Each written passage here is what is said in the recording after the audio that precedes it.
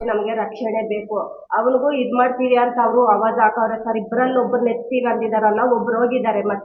ಮತ್ತೆ ಇವನು ಈ ತರ ಮಾಡಲ್ಲ ಅಂತ ಇದೇನ್ ಸರ್ ನಮ್ಗೆ? ಅದ್ರಿಗೆ ನಮ್ಗೆ ಇದ್ ಮಾಡ್ಕೊಡ್ಬೇಕು. ಮತ್ತೆ ಅವರೆಲ್ಲ ಮನೆ ಹತ್ರನೇ ಇರ್ತಾರೆ ಸರ್. ನಮ್ ಕಡೆ ನೋಡಿದ್ರೆ ನೆಗಿಯೋದು ಅದು ಇದೆಲ್ಲ ಮಾಡ್ತಾ ಇರ್ತಾರೆ ಸರ್ ಅವರು, ನಮ್ಮನ್ ಪಕ್ಕದಲ್ಲೇ ಇಟ್ಕೊಂಡು. ಮತ್ತೆ ಅವ್ರು ಏನಂದ್ರೆ ಸರ್, ಇದು ಸ್ಟೇಷನ್ ಹತ್ರ ಹೋದ್ರೆ ಅದು ರಿಪೋರ್ಟ್ ಬರ್ಲಿ, ನಾಳೆ ಬರುತ್ತೆ, ನಾಳಿದ್ದು ಬರುತ್ತೆ ಅಂತ ಹೇಳ್ತಾನೆ ಇರ್ತಾರೆ ಸರ್. ಮತ್ತೆ ಅವರು ನಾವ್ ಯಾವಾಗೂ ಹೋಗೋದು ಬರೋದು, ಮತ್ತೆ ನಮ್ ಜೊತೆ ಯಾರು ಇಲ್ಲ ಸರ್. ನಾವ್ ಫ್ಯಾಮಿಲಿ ಮಾತ್ರನೇ ಇರೋದು. ಮತ್ತೆ DOSP ಹತ್ರ, ಮತ್ತೆ SP ಹತ್ರ, IG ಹತ್ರ ಎಲ್ಲ ಹತ್ರ ಹೋಗಿದ್ದೀವಿ ಸರ್. ಅವ್ರು ನಮ್ಗೇನು ನ್ಯಾಯ ಸಿಗ್ತಾ ಇಲ್ಲ ಸರ್. ಎಲ್ಲ ಕಡೆನೂ ಹೋಗಿದೀವಿ ನಾವು. ನಮ್ಗೆ ನ್ಯಾಯ ಬೇಕು ಸರ್. ನಮ್ ತಮ್ಮ ಹೋಗಿದ್ದಾರೆ ಸರ್, ಅವ್ರಿಗೆ ಆತ್ಮಶಾಂತಿ ಬೇಕು ಸರ್. ನಾವ್ ಇದೊಂದೇ ಕೇಳ್ತಾ ಇರೋದು, ನಮ್ಗೆ ನ್ಯಾಯ ಕೊಡ್ಸಿ ಸರ್. ನಮ್ಗೆ ಜಮೀನ್ಗೋಸ್ಕರ ಇಷ್ಟೊಂದು ಮಾಡಿದ್ದಾರೆ ಸರ್ ಅವರು. ನಮ್ಗೆ ನ್ಯಾಯ ಬೇಕು ಸರ್. ನಮ್ ತಮ್ಮಗ ಆತ್ಮಶಾಂತಿ ಸಿಗ್ಬೇಕು ನಮ್ಗೆ. ಇದು ಪಕ್ಕ ಮಾಡ್ರೆ ಸರ್ ಮಾಡಿರೋದು. ಇನ್ನೊಬ್ರ ಜೊತೆ ಹೋಗ್ತಾ ಇರ್ಲಿಲ್ಲ, ಎಲ್ಲೂ ಹೋಗ್ತಾ ಇರ್ಲಿಲ್ಲ ಸರ್ ಅವನು. ಮತ್ತೆ ತೋಟ ಕೆಲಸ ಮಾಡ್ತಿದ್ದ ಅಷ್ಟೇ ಸರ್. ಮನೆ ಬಿಟ್ಟು ಒಂದ್ ದಿವ್ಸನೂ ಹೋಗ್ತಾ ಇರ್ಲಿಲ್ಲ. ನಮ್ಗೆ ಇದೊಂದು ಸ್ವಲ್ಪ ನ್ಯಾಯ ಮಾಡ್ಕೊಡಿ ಸರ್. ಅದ್ ಮಾಡಿರೋದ್ ಮಾಡ್ರೆ ಸರ್. ಗಲಾಟೆ ಆಯಿತು.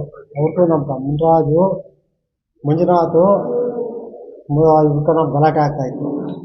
ಆಮೇಲೆ ನಮ್ಮ ಗಲಾಟೆ ಆಗ್ತಾ ಇದ್ರೆ ಅವನೇನು ಅಂದರೆ, ನನ್ನ ಮಗ, ನಿನ್ನ ಮಗನ್ನ ನಾಳೆ ಬೆಳಗ್ಗೆ ಹೋಗ್ತಾ ನಾನು ಇಷ್ಟೆಲ್ಲ ನೋಡ್ಕೊತೀನಿ ಹೋಗು ಅಂತ ಅಂದ. ಸರಿ ನಾವು ಸುಮ್ಮನೆ ಏನೋ ಬಿಡಪ್ಪ ಅಂತ ಸುಮ್ಮನೆ. ಆಮೇಲೆ ನಾಗೇಶ್ ಅನ್ನೋನು ಸಾಯಂಕಾಲ ಗಲಾಟೆಗೆ ಬಂದಾಗ ನಾನು ಏನಪ್ಪ ಅಂತಂದ್ರೆ ಎಲ್ಲರೂ ಇಟ್ಕೊಂಡು ಹೊಡೆದು ನಾನು ಎತ್ತಿ ಒಳಗೆ ಬಿಸಾಕ್ತು ಅಕ್ಕ ಮನೆ ಹತ್ರ. ಆಮೇಲೆ ನನ್ನ ಮಗನ ನೋಡಿದವ್ರು, ಅವರೇ ಹೊಡೆದು ಬಿಟ್ಟು ಅವ್ರು ಸಾಯಂಕಾಲ ಗಲಾಟೆ ಆಗಿದೆ. ಬೆಳಿಗ್ಗೆ ಒಳಗಡೆ ನಿನ್ನ ಮಗನ ಇರೋಲ್ಲ ಅಂತಂದು ಹೇಳಿ ಬೆಳಿಗ್ಗೆ ನಮ್ಗೆ ಡೌಟ್ ಬಂದು ಫೋನ್ ಮಾಡಿದ್ರು. ಫೋನು ರಿಂಗ್ ಆಗ್ತದೆ, ಫೋನ್ ತೆಗಿಲಿಲ್ಲ. ಆಮೇಲೆ ಬಂದು ನನ್ನ ಮಗ ಕಂಪ್ಲೇಂಟ್ ಕೊಟ್ಟರೆ ಅವರು ಲೊಕೇಶನ್ ಕೊಟ್ಟಾಗ ಅವನು ಹುಡ್ಕೊಂಡು ಬಂದು ನಾವು ಹುಡ್ಕೊಂಡು ಹೋದ್ರೆ ಶೆಡ್ಡಾಗ ಎಣ್ಣೆನ ಹಾಕ್ಯವ್ರೆ ಅಂತಂದು ಅವನು ನಾಗೇಶ್ ಹೇಳಿರೋದು ಫೋನ್ ಮಾಡಿ. ಅಲ್ಲಿ ಅವನೇ ಅಲ್ಲಿ ಹೋಗಿ ನೋಡೋ ಒಳಗಾಗಿ ಅಲ್ಲಿದ್ದು ಈ ಥರ ನಡೆದಿದೆ ಅನುಮಾನ. ನಾಗೇಶು, ಮುನ್ರಾಜು, ಮಂಜುನಾಥ್, ಶಿವಕುಮಾರ, ಕಡ್ದಿನಹಳ್ಳಿ ಮುನ್ಕೃಷ್ಣ, ಜಗದೀಶ್, ದೊಡ್ಡಗಿರ್ಗೆ ಕೊಟ್ಟಿದ್ದೀರಿ. ಜಗಳ ಆಗಿದ್ದು ನಮ್ಗೆ, ಅವ್ರಿಗೆ ನಾಗೇಶು ನಮಗೆ ನಾಗೇಶ ತಂಗಿ ಮಗ ಬಾಮೈದ. ನಾಗೇಶ್ ಜೊತೆ ಅವರು ಬಂದಿದ್ರು ಅವ್ರ ಜಮೀನಿನಿಂದ. ಎಷ್ಟು ಎಕರೆ ಜಮೀನಿಗೆ ಜಗಳ? 21 ಕುಂಟೆ.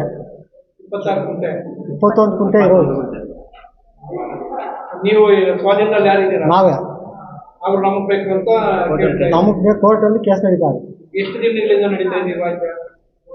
ಇದು ಸುಮಾರು ದಿವಸದಿಂದ ನಡೀತಾ ಇತ್ತು. ಸುಮಾರು ದಿನ ಅಂದ್ರೆ 5 ವರ್ಷದಿಂದ ಆದರ್ಶ ಕೇಸ್ ಆಗಿದ್ದ. ಆದರ್ಶನೇ ಓಡಾಡ್ತಾ ಇದ್ದಿದ್ದು ಕೇಸ್ಗೆ.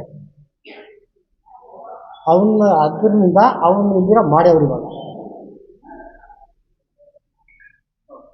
ಭಾನುವಾರ ಅವತ್ತು 21ನೇ ತಾರೀಕು ಡಿಸೆಂಬರಲ್ಲಿ ನಮ್ಮ ತಮ್ಮ 11 ಗಂಟೆಗೆ ಮನೆ ಬಿಟ್ಟು ಆಚೆ ಬಂದಿರ್ತಾನೆ ಸರ್. ಅದ್ರ ಹಿಂದ್ಗಡೆ 2 ದಿವಸ ಕಂಟಿನ್ಯೂ ಆಗಿ ಗಲಾಟೆ ಆಗಿರುತ್ತೆ ನಮಗೆ, ಮುನ್ರಾಜು, ಮಂಜುನಾಥ್, ಶಿವಕುಮಾರ್ ಅವ್ರಿಗೆ.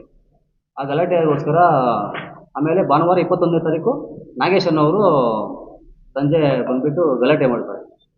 ನಾನು ಚಿಕ್ಕಬಳ್ಳಾಪುರದಲ್ಲಿದ್ದೆ. ನಮ್ಮಪ್ಪ ನಮ್ಮ ತಂದೆನ ಇಟ್ಕೊಂಡು ಹೊಡೆದ್ಬಿಟ್ಟು ಮನೆಯಲ್ಲಿ ಒಳಗಡೆ ಹಾಕಿದ್ದಾರೆ. ನಾನು ಚಿಕ್ಕಬಳ್ಳಾಪುರದಿಂದ ಹೋದೆ, ಮನೆ ಹತ್ರ ಹೋದೆ. ನನ್ನೂ ಹಿಡ್ಕೊಂಡ್ಬಿಟ್ಟು ಚೆನ್ನಾಗಿ ಹೊಡೆದ್ಬಿಟ್ರು ಸರ್ ಅವರು. ನಾಗೇಶು, ಮಂಜುನಾಥು, ಶಿವಕುಮಾರು, ಜಗದೀಶು, ಮುನ್ಕೃಷ್ಣ ಅವರೆಲ್ಲ. ಸರಿ, ಬೆಳಗ್ಗೆ ಆದರ್ಶಗೆ ಕಾಲ್ ಮಾಡಿದ್ರು, ಫೋನ್ ರಿಂಗ್ ಮಾಡಿ ಸಿಗಲಿಲ್ಲ. ಬೆಳಗ್ಗೆ ಬಂದುಬಿಟ್ಟು ಸ್ಟೇಷನಲ್ಲಿ ಕಂಪ್ಲೇಂಟ್ ಕೊಟ್ರಿ. ಕಂಪ್ಲೇಂಟ್ ಕೊಟ್ಟಾಗ ಅವರು ಫೋನ್ ಮಾಡಿಬಿಟ್ಟು ತೆಗ್ದಿಲ್ಲ, ಅವರು ಮಾಡಿದ್ರು ತೆಗ್ದಿಲ್ಲ.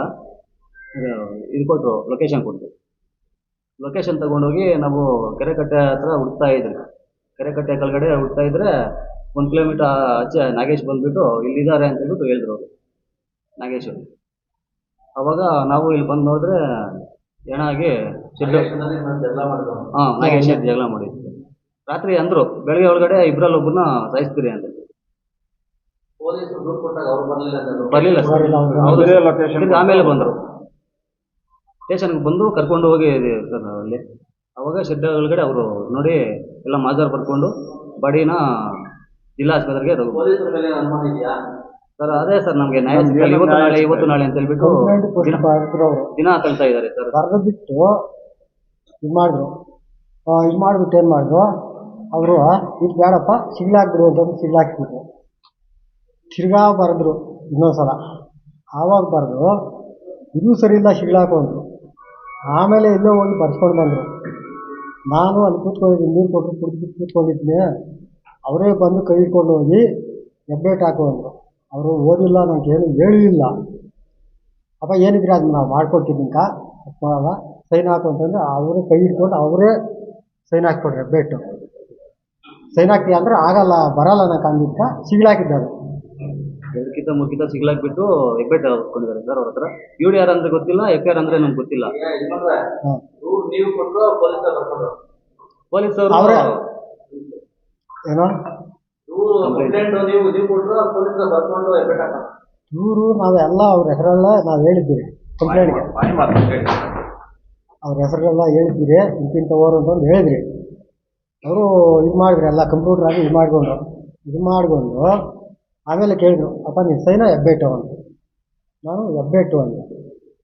ಹೆಬ್ಬೆಟ್ಟು ಆದರೆ ಇದಾಗಲ್ಲಪ್ಪ ಶೀಳಾದ್ರೆ ಅಂತಂದೇಳಿ ಇದೇ ಥರ ಹೆಂಗೆ ಬರ್ತೀರಿ ಅಂತಂದು ಮಾತಾಡ್ಕೊಂಡು ಹಾಂ ಫಸ್ಟು ಟ್ರೈಪ್ ಮಾಡಿಕೊಂಡು ನಾನು ಹೇಳಿದ್ದೆಲ್ಲ ಟ್ರೈಪ್ ಮಾಡಿಬಿಟ್ಟು ಹೆಬ್ಬೆಟ್ಟು ಸೈನು ಅಂದರು. ನಾನು ಹೆಬ್ಬೆಟ್ಟು ಅಂದಲ್ಲ, ನಂಗೆ ಬರಲ್ಲ ಏನಿಲ್ಲ ಹೆಬ್ಬೆಟ್ಟು ಅಂತಂದ್ರೆ. ಹೆಬ್ಬೆಟ್ಟು ಅಂತಾನೆ ಇದಾಗಲ್ಲಪ್ಪ, ಹೆಬ್ಬೆಟ್ಟು ಸೈನ್ ಹಾಕಬೇಕು, ಈಗ ಚಿಗಿಳೆ ಹಾಕು ಅಂತಂದು ಆ ಚಿಗಿಳೆ ಹಾಕಬೇಕು, ಬೇರೆ ಬರೆಸ್ತೀನಿ. ಅದು ನೋಡಿಬಿಟ್ಟು ಇದು ಆಗಲ್ಲ, ಇದು ಶಿಗ್ಳೆ ಹಾಕು ಅಂದ್ರೆ ಅದು ಶಿಗ್ಳೆ ಹಾಕಿ. ಆಮೇಲೆ ಹೋಗಿ ಎಲ್ಲೋ ಬರ್ಸ್ಕೊಂಡು ಬಂದು ನಾನು ಅಲ್ಲಿ ಕೂತ್ಕೊಂಡಿದ್ರೆ ಅವರೇ ಕರ್ಕೊಂಡೋಗಿ ಕೈ ಹಿಡ್ಕೊಂಡು ಅವರೇ ಹೆಬ್ಬೆಟ್ಟು ಹಾಕ್ಸ್ಕೊಂಡಿದ್ದೀನಿ, ಇಲ್ಲಿ ಹಾಕು ಅಂತಂದೇಳಿ. ಓದಿಸಿ ಹೇಳಿಸಿ ಕೇಳಿಸಿ ಸರಿಯಾಗಿದೆ ಎಂದೋ ಅಂತ ಒಪ್ಪಿ ಸಹಿ ಮಾಡಿರ್ತಾನಂತಲೂ ಇರ್ಬೇಕು. ಅದನ್ನೂ ಬರ್ದಿಲ್ಲ, ಬರೀ ಒಂದು ಹೆಬ್ಬೆಟ್ಟು ಒಪ್ಸ್ಕೊಂಡ್ರು.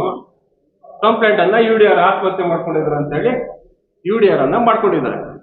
ಹಲವಾರು ಸಾರಿ ನಾವು ಮತ್ತೆ ಇವ್ರು ಕರೆದಾಗ ಬಂದು ಸ್ಟೇಷನ್ಗೂ ಭೇಟಿ ಕೊಟ್ಟಾರೆ. ಯಾಕೆ ಸರ್ ಈ ತರ ಉದ್ದೇಶಪೂರ್ವಕವಾಗಿ ಹಿಂದಿನ ದಿನ ಅವ್ರು ಹೇಳಿದ್ದಾರೆ, ಏನೋ ಈ ರೀತಿ ನಾಳೆ ಇಷ್ಟೊತ್ತು ನೀನು ಮೊಡಗಲ್ಲ ಅನ್ನೋ ದಾರಿ ವಿಚಾರದಲ್ಲಿ ಅವರು ಗಲಾಟೆ ಆಗಿದೆ, ನಾನು ಇಷ್ಟೊತ್ತು ಮೊಡಗಲ್ಲ ಅಂತ ಹೇಳಿದ್ದಾರೆ ಅಂತಂದ್ರೆ ಅದ್ರ ಉದ್ದೇಶ ಹಿಂದೆ ಏನೋ ಇದೆ. ಆದ್ರೂ ಸಹ UDR ಯಾಕೆ ಮಾಡಿದ್ರಿ ಸರ್ ಅಂತಲೂ ಕೇಳಿದ್ರಿ. ಇಲ್ಲ ಸರ್ ನಾವು ಇದೇ ರೀತಿನೇ ಅದು ನೋಡಿದ್ವಿ, ಅದೇ ರೀತಿ ಕಾಣಲ್ಲ ಸರ್. ಯಾರಾದ್ರೂ ಮುಂಡಿ ಊರಿ ನೇಣು ಹಾಕೊಳಕ್ ಸಾಧ್ಯ ಇದೆಯಲ್ಲ, ಯಾಕೆ ಈ ರೀತಿ ನೀವು ಮಾಡಿದ್ರಿ ಅಂತಲೂ ಕೇಳಿದ್ರೆ, ಸರ್ UDR ರಿಪೋರ್ಟ್ ಬಂದ್ಬಿಡ್ಲಿ, 2ನೇ ತಾರೀಕು ಬರುತ್ತೆ, ನಾವು ಅದ್ರ ಮೇಲೆ ಮತ್ತೆ FIR ಮಾಡ್ತೀರಿ ಅಂತೇಳಿ ಅವರು ಇದೇ ರೀತಿ ಗ್ರಾಮಾಂತರ ಪೊಲೀಸ್ ಸ್ಟೇಷನ್ ಆಗಿ ಇವತ್ತು ನಾಳೆ ಅಂತೇಳಿ ಹೇಳ್ಕೊಂಡು ಬರ್ತಾರೆ ಇದ್ರೆ, ಮತ್ತೆ ಇವರೆಲ್ಲ ಸೇರ್ಕೊಂಡು ಮತ್ತೆ IT ಹತ್ರ ಹೋಗಿದ್ದಾರೆ, ಮತ್ತೆ DYSP ಹತ್ರ ಹೋಗಿದ್ದಾರೆ, SP ಹತ್ರ ಹೋಗಿದ್ದಾರೆ. ಅದೇ ದಿನ ಬಂದು ಈತನ್ನು ಹೊಡೆದಿದ್ದಾರೆ. ಈಗೇನು ಪೊಲೀಸ್ನವರು ಇವ್ರ ಕೈಲಿ ಒಂದು ಕಂಪ್ಲೇಂಟ್ ಬರ್ಸ್ಕೊಂಡು ಇವನನ್ನ ಹೊಡೆದಿದ್ದಕ್ಕೆ ಏನು ಇವರು ಮೂರ್ತಿ ಪ್ರಾಣ ಬೆದರಿಕೆ ಮತ್ತು ಅವತ್ತು ಅದೇ ದಿನ ಬಂದು ಹೊಡೆದಿದ್ದಕ್ಕೆ FIR ಮಾಡ್ಕೊಂಡಿದ್ರು ವಿನಃ ಈ ಕೇಸನ್ನ UDR ಮಾಡ್ಕೊಂಡು ರಿಪೋರ್ಟ್ ಹಾಕ್ತೀರಿ. ಈಗ ಒಂದು ಏನು ಉದ್ದೇಶಪೂರ್ವಕವಾಗಿ ಪ್ರೀ ಪ್ಲಾನ್ ಮಾಡ್ರು ಅಥವಾ ಏನು ಅದನ್ನ ಯಾಕಂದ್ರೆ ಉದ್ದೇಶ ಇದೆ, ಅವ್ರು ಹೇಳಿದ್ರು ಈ ರೀತಿ ಆದ್ರೂ ಸಹ ಇವ್ರು UDR ಮಾಡ್ಕೊಂಡು ಆ ರೀತಿ ಮಾಡೋದ್ರಿಂದ ಏನು ಇವ್ರಿಗೆ ವೆಂಕಟೇಶಪ್ಪ ಮಗ ಸತ್ತಿರೋ ಇದಕ್ಕೆ ಇದು ಅನ್ಯಾಯ. 27 ವರ್ಷ ಹುಡುಗ, ಇದು ಅನ್ಯಾಯ ಆಗಿದೆ. ತೀವ್ರವಾಗಿ ಇನ್ನಿಲ್ಲ ಖಂಡಿಸ್ತಾ ಇದ್ದಾರೆ. ಇದಕ್ಕೊಂದು ತೀವ್ರವಾಗಿ ಪತ್ರಕರ್ತರು ನೀವೆಲ್ಲ ಇದ್ದೀರಿ, ದಯವಿಟ್ಟು ಇದಕ್ಕೊಂದು ಒಂದು ನಿಜವಾದ ಒಂದು ನ್ಯಾಯ ಸಿಗಬೇಕು ಅನ್ನೋ ನಿಟ್ಟಿನಲ್ಲಿ ಲ್ಯಾಬ್ಗೆ 2ನೇ ತಾರೀಕು ಇನ್ನೂ ಸಹ ಅದ್ರ ಬಗ್ಗೆ ಬಂದಿಲ್ಲ ಕ್ಲಿಯರ್ ಆಗಿ ಅವರು ಕೊಡ್ತಾ ಇಲ್ಲ.